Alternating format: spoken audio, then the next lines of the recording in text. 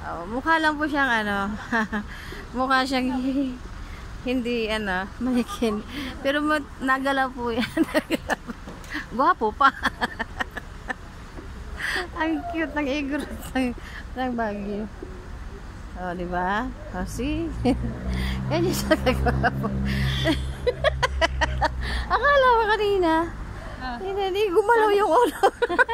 Sana pala nakatuwang ako doon na aking naka-egor. Ang galing naman siya. Pati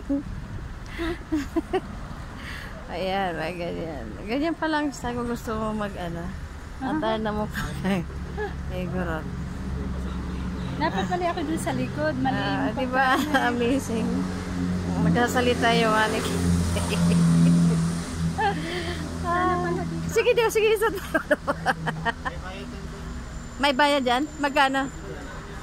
Sige. Hindi ako nagsumagot. O di, isuot mo. Hindi. Okay, okay na, okay na. Hindi, dyan ka lang. Sige na, nakabidyo kasi ako. Diyan o. Ayan. Ayan. Ayan po. Kung gusto nyo pong magpa-picture po dito sa Baguio po, kung kayo po pupunta ng Baguio, dito po tayo magpa-picture po sa malapit po sa anong street po ito? Ha? Right. Sa Right Park. Okay, dito po yan. Amazing po kasi akala ko hindi yan nagalaw. Yung akala ko statue pa rin siya. Totoong human yung ulo, pero yung katawan niya hindi.